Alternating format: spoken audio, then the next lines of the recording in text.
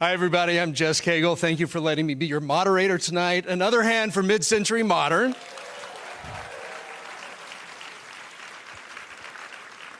Thank you, HULU and Disney. I want to bring out some of the funniest people in television today. The first one, I'm going to venture to guess he has more Emmys than anybody in the room. As of 8:30, he had 812 primetime Emmys. James Burrows.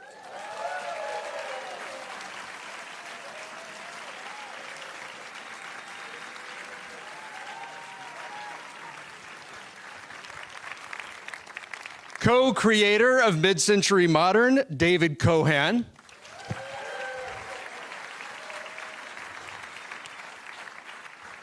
The other co-creator of Mid-Century Modern, Max Mutchnick.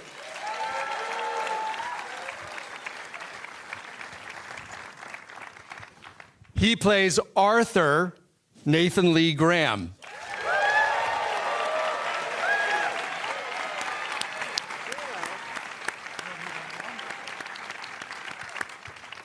He is an executive producer, and he plays Jerry, Matt Bomer.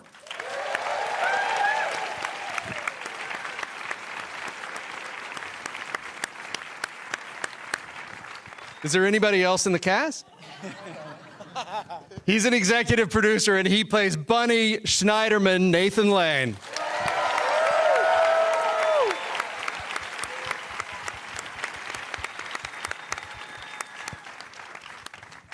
And Jess Cagle, ladies and gentlemen. Yeah. First of all, thank you. Congratulations. I mean, it's been... I would assume it's such a unique show in a very old-style format, but it's really something that we haven't seen. Just in general, whoever wants to say, you just did 1,000 interviews yesterday. People have now started to see it. HULU, in a great vote of confidence, sent out all 10 episodes to the press. What about the reaction to the show so far has surprised you?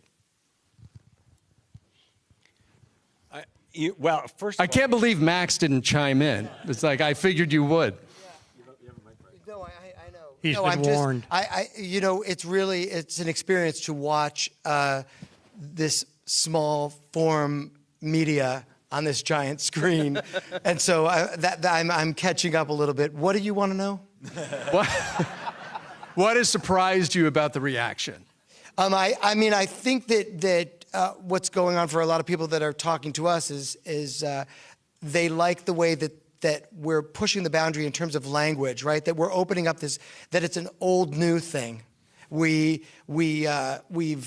written this classic sitcom, or you'll decide whether it's classic or not. But we've written a sitcom, and because of the people at HULU, we have been allowed to push the boundary, and this is a show that now sounds a little bit more like we all sound, and no one has to say boink when they want to fuck, so that's one thing. I mean, I like that. My daughters are in the house. I'm sorry, kids. I want to start with you, Nathan. Don't start with me. Yes. Ask all the actors first, because we just watched you for an hour, and I want to know how did this particular show come to you, but also why did you think that you were right for it, for Bunny? Well, it came to me through Ryan Murphy. Who just called, and I was doing Monsters, the Menendez miniseries, and I thought he was calling to fire me, but he called to say that he had this script written by the great Max Mutchnick and David Kohan, and that he had never done one of these before, but if he was going to do one, this is the one he wanted to do because it was such a brilliantly funny script, and that they had written this character with me in mind. So, and then he said, and they're sort of pitching it as the gay Golden Girls. And look, they're... which, you know, made me a little nauseous. And then, and then I got the script, and that changed everything. It was as brilliantly funny as predicted, and I thought was so smartly set up, and also had a great deal of heart. I was very moved by the notion of this character who had never had this great romance. Had spent all of his life in business, and that's why he was so successful. And that this chosen family is so incredibly important to him, and especially at this point in his life, because maybe it's you know, the time has passed that kind of romance is going to happen for him. So I thought it had everything, and so I was delighted to say yes. And watching you in it, it's a very unique performance, but I keep thinking of the masters of this form. And I will, you know, Jackie Gleason will come to mind, and then Jennifer Saunders will come to mind. Who were the people, comedy stars on television that you, maybe as a kid or even since then, that you really admire or who really fascinated you in your life? You know, Jackie Gleason, of course. You know, I Love Lucy and The Honeymooners. And Gleason in particular because, you know, I knew we sort of had a similar background, and I was sort of fascinated by Gleason and in the fact that he could be so broad, play such broad comedy, but still very grounded, and then just had this tremendous pathos, and that really interested me. So that's, you know, he was when I was a kid, that was the major influence. Matt Bomer, how did it come to you? I too got a call from Mr. Murphy. I finished Fellow Travelers and realized that I'd basically spent the last decade exploring repression and trauma, and maybe it was time to try a comedy, and sent up a little prayer to the theater gods. And I guess about a year and a half later, I got the call from Ryan. Not that there's anything wrong with exploring repression and trauma. I'm glad I did. It changed me for the better. But I thought, wow, a great group of friends who are celebrating each other's authenticity and who love and appreciate each other for exactly who they are. Why wouldn't I want to put that out into the world? And then you throw on these icons on this stage, every single chair. It's like an icon party that I got invited to, and I'm just up on stage with them. But it just was too appealing to pass up. And maybe Max and David can chime in on this also, but how did your character evolve? Because I think, am I right that originally there wasn't anyone in the cast as young as you? Yeah, we had written. Go ahead. Yeah, we had written it for we thought it was three men in their 60s, and then Ryan had suggested Matt Bomer, and at first we said, hey, why don't we say he's 65? And it drives them all crazy because they look 45. We realized that's a one joke gimmick. Oh my! I think my pitch was worse. I actually pitched that he had some rare disease and only his balls aged. It was, yeah. And the balls of Dorian Gray, right? The balls of Dorian Gray. Right. So he looked like Matty, but we knew there was going to be a jacuzzi on this show, and we thought we'd just get a little that action from behind and really see how old the guy was, but. That also didn't hold water, so to speak, and so we figured out what was really right for our world, or my world, our world. These are the two straighties on the stage, so they don't know what we're talking about. Why do you think we're sequestered? What's he talking about? What? But the idea of the guy that, you know, came into the group because he was the boyfriend of he was the young boyfriend, the young lover of one of the older guys, and they kept him around because they loved him and he spoke their language and he learned from them and they will learn from him. And Nathan Lee Graham. Hi. When did this cross your path? Well, I don't know how many people were actually seen for Arthur, but what I do know is that Max and David made the whole thing, the whole audition experience, so considerate and so thoughtful. It was the easiest audition experience I've ever had, and that is true. And then I had the most wonderful, thoughtful chemistry read with Nathan Lane, who, you know, I love, and who I'm a fan of, and this one too, right? So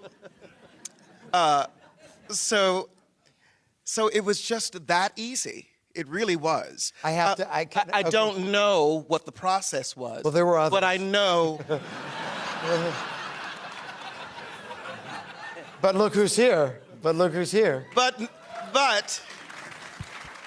as far as I'm concerned, when I read that fantastic script, the pilot script, and I knew who was involved, you know, with these amazing people on this stage and others, I just said, you know what? I just need to show up and bring my A game, of course, and get out of my own way and enjoy this process. And then as it goes along, we'll see. So at 10:45 p.m. New York time, Max called me and said, you know, you got it. And well, she showed up and walked off. I mean, everybody had auditioned with, you know, the great Nathan Lane, and they did all that weird bullshit of like this thing and all that when they saw him, and it was all weird. And then this one, you know, and it was 300 degrees out. I mean, God bless. I mean, he's a major deal. But this one walks off the elevator, you know, in New York City, you know, in the middle of the summer, you know, not a bead of sweat on the head, and just looks at me and says, "Where is she?" Right?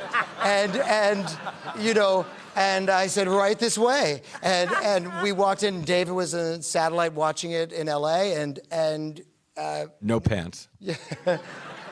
And Nathan Lee gives this incredible performance, and the day was over, and I walked back into the room, and I don't know if you remember this, Mr. Lane, but I walked back in and I said, I think it's pretty clear. Who do you think it is? And he said, well, it's obviously Nathan Lee. And I said, why Nathan Lee? And he said, he's the only one I'm afraid of. and here he is. I mean, I think you meant in terms of a scene partner, right? Yeah. Yeah. Maybe I've said too much. Nathan Lane, why are you afraid of Nathan Lee? I'm not. I don't know. He makes this shit up. I didn't say that at all. I just said it should be Nathan Lee. He was the best one. He's the only one that was scary or something like It was the scene. It was the scene, right? It's not that you're He had afraid to- of him. Yeah. The guy was afraid of his character. His name was Nathan. Oh, and his name was Nathan. Yeah, there'll be all that confusion. Yeah. Anyway. I'm wrong. I take it back. Okay. Change the subject, Jess. James Burrows. Was it...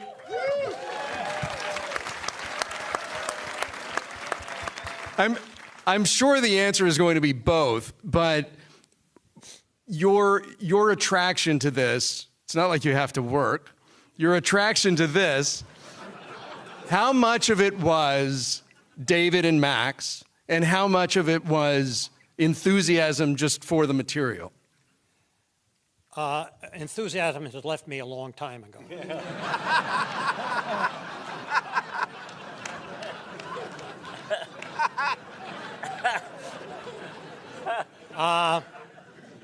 These are my kids, these two.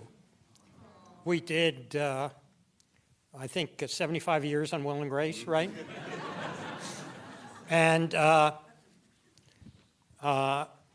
you know, when I did that show, I did that pilot, and I did every episode of Will and Grace. I didn't have to, but I did it because it made me laugh so hard.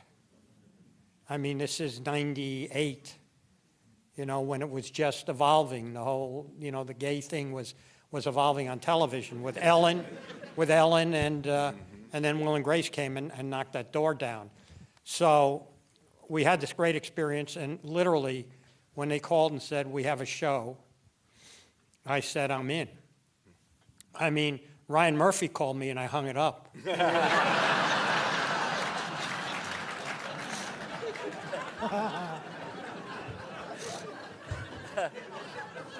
I thought he was an electrician or something like that, you know.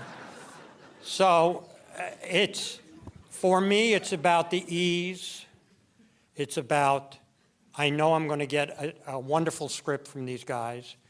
And then to have this cast that, you know, when I heard Nathan's name, when the boys mentioned that to me, it's, we've never worked together.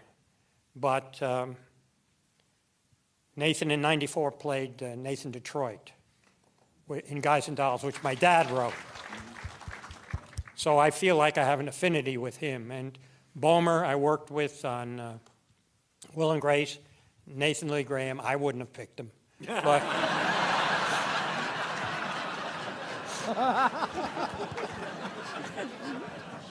But, we did 10 episodes, and it was wonderful. In spite of the tragedy that happened, it was, you know, we became a very powerful family. When you think of multi-camera systems, sitcoms with a live studio audience, I Love Lucy, All in the Family, Mary Tyler Moore, Cheers, Friends, Will and Grace. There's something. Well, let me just ask you this way: why is it that when I see one that's done with the best talent that's available to do it, why do I get such a visceral thrill? What is it about that particular art form that we as viewers, or maybe we as American viewers specifically, have such an affinity for it? It's comfort food. I mean, it's part of the American culture and the American art. And I mean, I think it's familiar in the absolute best way. Yeah. It's theater. It's theater. When you tune it in at home, you hear an audience laughing, so you feel part of a crowd, and comedy works best that way. And it's a thing that you can just fall into and kind of let the rest of your life go away. Whatever else is going on out there can go away for a little bit. You can tune into this for 25 minutes and just get into these characters and whatever the family is. And I think that's what we're going to try to do here. If Mr. Who and Mr. Lou wants us back. I mean, I don't know who's in the house, but I mean, I'm not shy. Where did the idea come from? It sort of evolved. When Max and I were younger, we liked writing about older people. We did a show that we thought the ideal cast was going to be Tony Curtis, Alan Arkin, Elaine Stritch, and Sandy Dennis. A ratings getter. That was our dream cast, and we wrote a thing that took place in a senior center called Senioritis, and exactly nobody was interested. But one of the things we loved was this idea of characters who had lived some life, who had had experience. It wasn't just, at that time, everybody wanted to make friends. They wanted people in their 20s who were trying to figure out where their lives were going. And it was as interesting or more interesting for people who, to write people who had lived, had experience, had a little wisdom. So it sort of started, that was the germ of the idea, to write people of a certain age. And over time, it just seemed, also, I've had a ringside seat to Max's life. It was the basis for Will and Grace, his relationship with a good friend of ours. And I also saw it in his relationship with his close friends. The way he was, he was kind of the youngest of those. He was the Matt Bomer of that in that situation. Not really. I'm trying to do you a solid.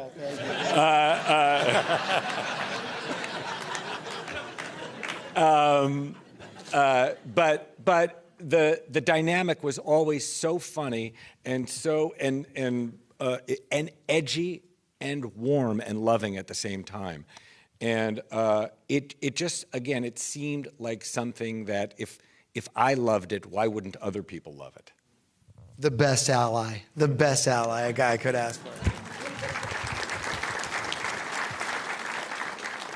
And James, I forgot to ask you, but you mentioned that you directed, all of the Will and Grace episodes, all of Cheers, or almost all. So there's those two shows. Is this going to be the third? Do you plan to stick with it?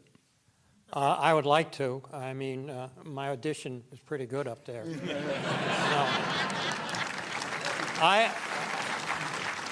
I like to be on a show where the writing is great and the cast is great and the show is extraordinary, because if you start with writing is good and the cast is good, it's really hard to get to the next level. But if you have great writing and a great cast, it's so easy.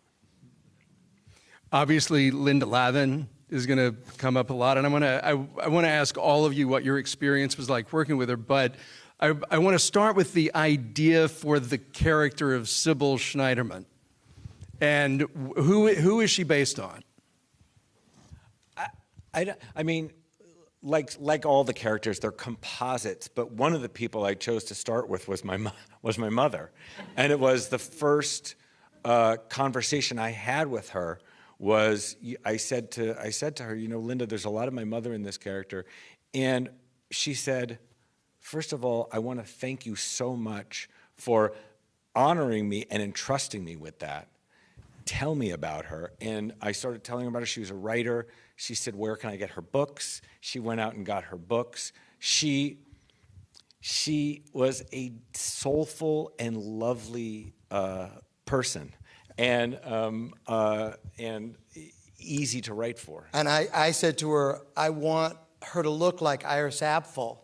And she said, not a fucking chance. She said, do you see what I look like at 87? Do you think I'm going to put on a gray bob and a bunch of beads? It's like, get me a Poochie blouse and I'll go to work. But that was our first conversation with her. And Nathan Lane, what was the evolution did you know her before? We knew each other since we both came from the theater. I was just a huge fan. I had seen her in Broadway Bound, for which she won the Tony Award, and she was just extraordinary. So we met over the years, and every time I would see her, we would always say, I really hope we can work together someday. So this was very meaningful and emotional that she was playing my mother, and it was everything I could have hoped for. I mean, we all became very close, and she was, she was a remarkable actress, because she was as brilliant at drama as she was at comedy, and she was a great singer. She played the piano. She could do everything, and do it beautifully. And she was, I think she was in a great place in her life. She was very happily married. Her husband Steve is here tonight. Steve Bakunis.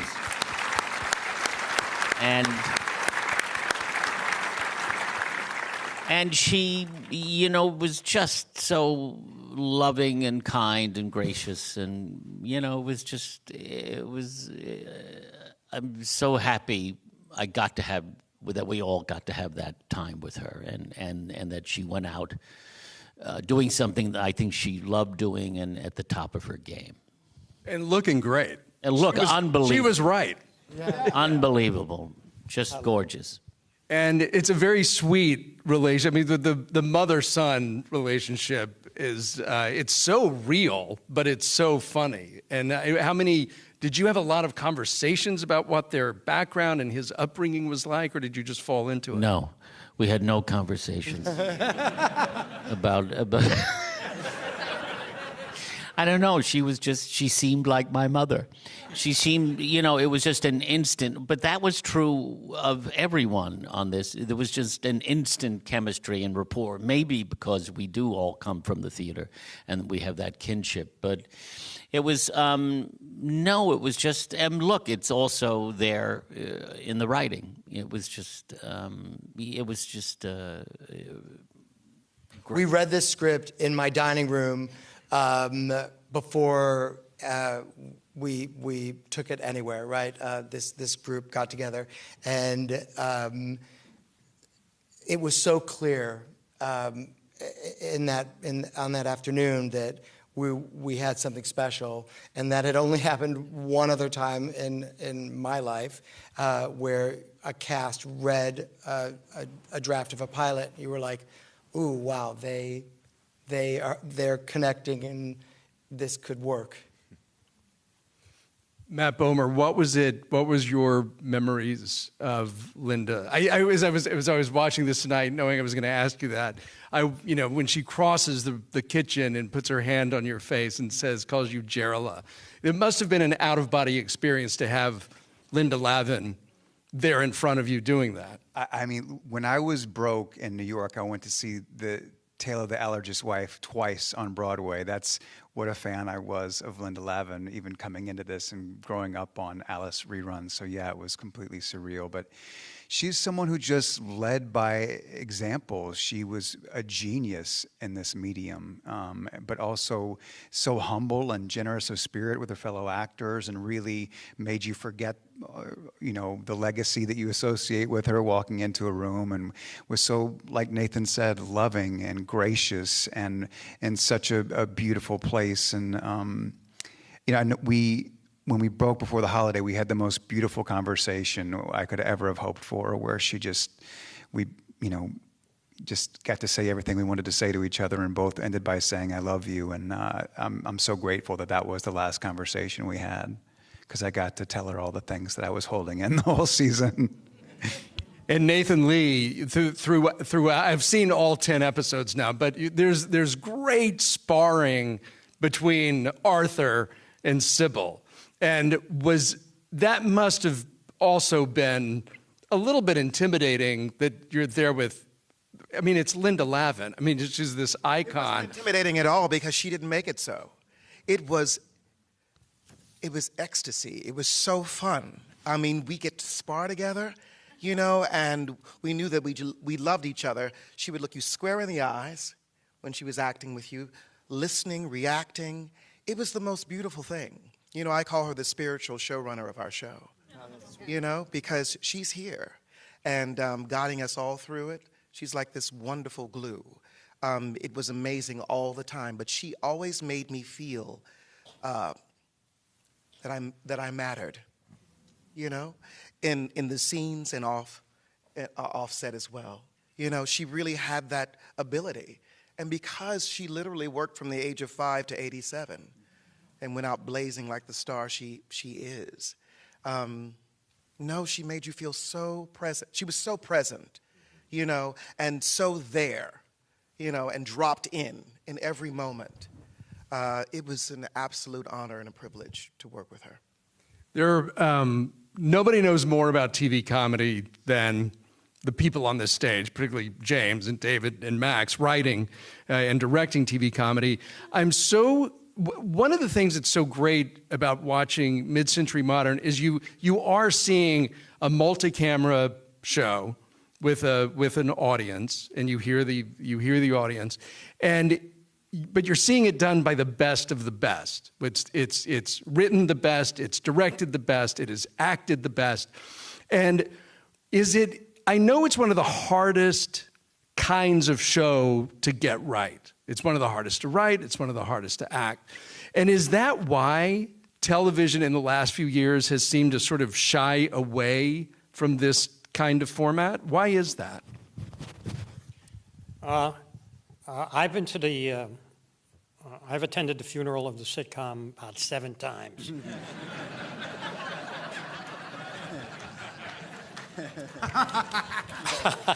I was there in 1980, 81, when it was, it was dying and everything like that, and then all of a sudden Cheers came along and Cosby came along. And there's been a few funerals. I'm a little concerned now. I'm not sure why. It's people love it.